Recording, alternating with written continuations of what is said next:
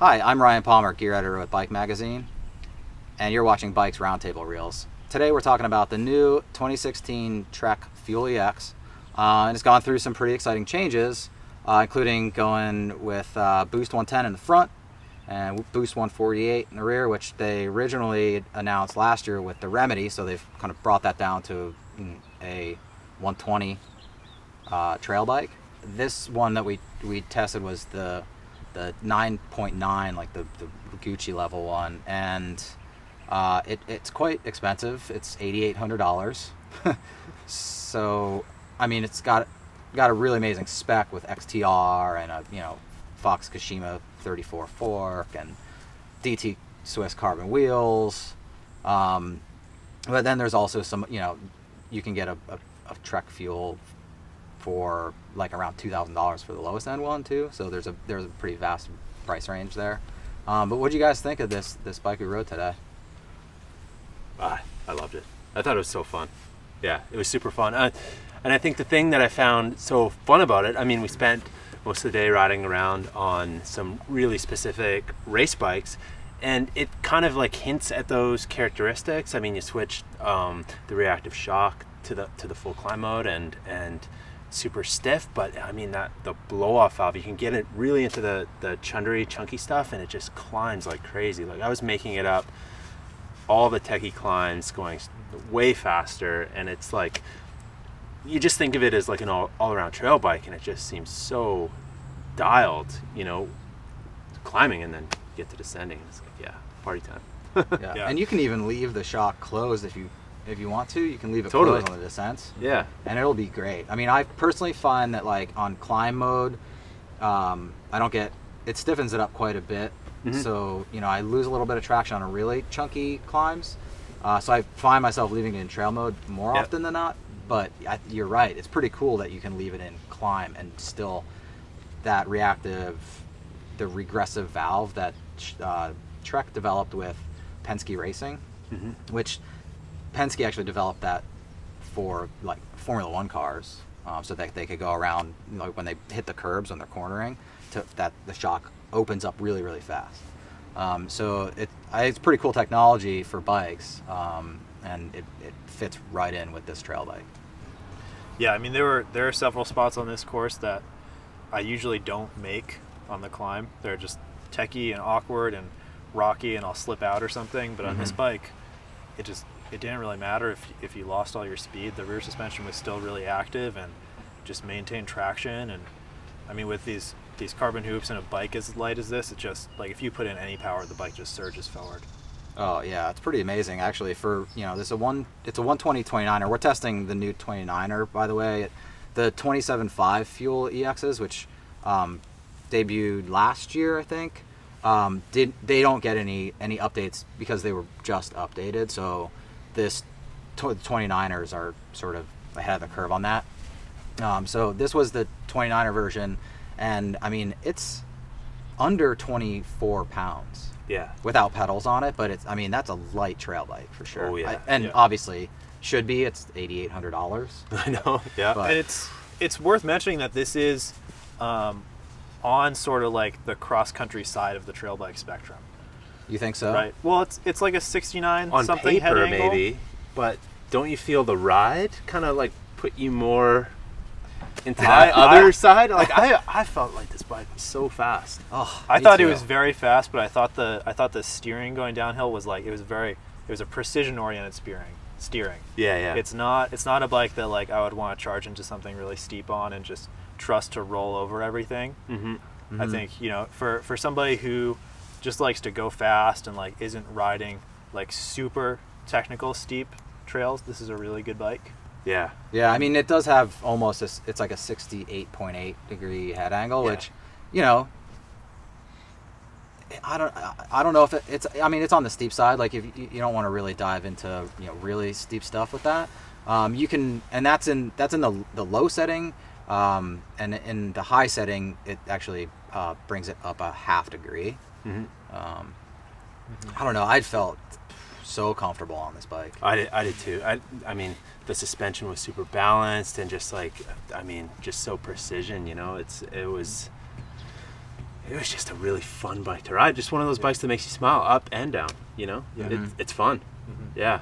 There's really, we were talking about the reactive shock, and man, there's really no other shock out there like it. I mean, you can feel it right away, the difference between that and everything else on the market. It's like, and that's pretty rare, I feel, you know? It's like, you get on it and all of a sudden you feel that thing opening as fast as it does. Yeah. And it's impressive. Yeah, really impressive. Yeah. And so they went away from the DCRV. They did. On this model and some of the other high-end models, right? Yeah, well, because Fox introduced their EVOL, the extra volume air canister for this year, it actually sort of matched the spring curve of the DRCV spring. So by adopting the EVOL, they no longer have, you know, that proprietary, you know, air spring.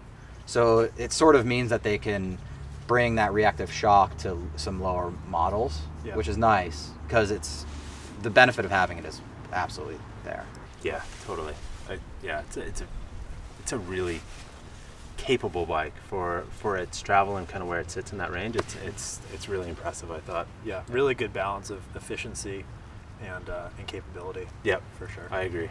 Something I didn't really love about my Fuel EX last year was the chainstay length. And with the Boost 148, that has allowed them to shorten it up quite a bit. And what were the measurements again? It went 25 millimeters. It's like 452 down to 437. Yeah, that's pretty big difference. I personally, having ridden the last year's version, could really feel that for sure. And who knows, right? Like there are plenty of companies that have shorter stays than that without using a boost rear end.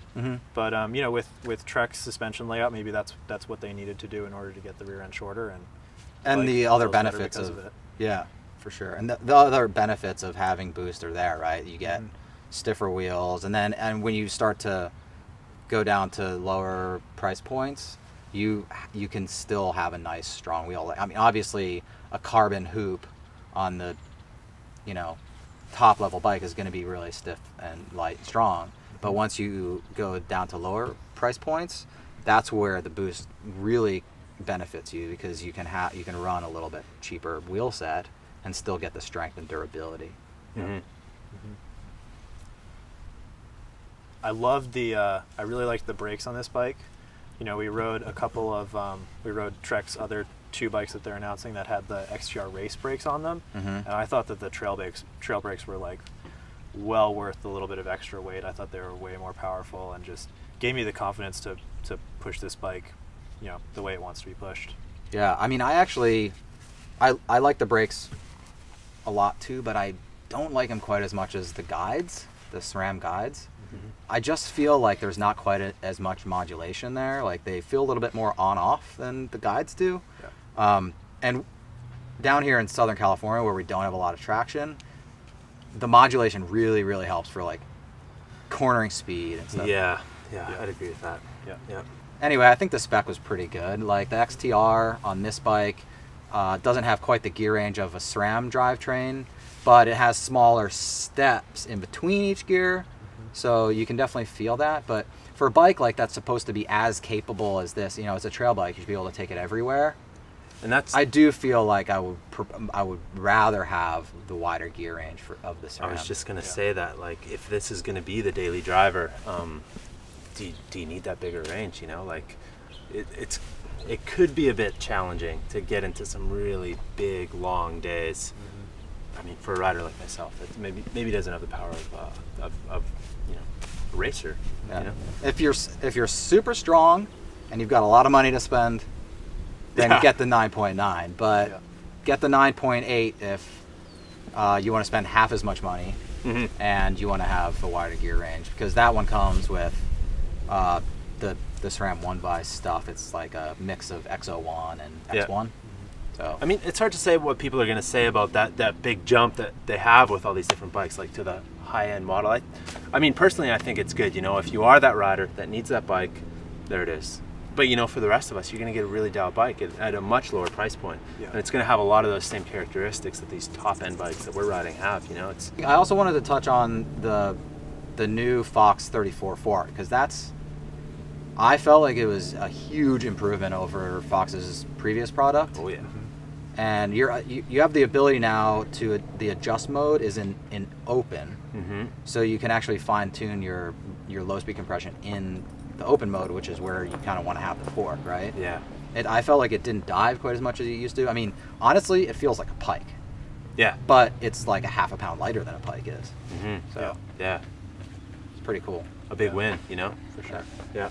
So that's it. Those are our thoughts on the Trek Fuel EX, the new 2016 version. For more info, go to bikemag.com. Cool.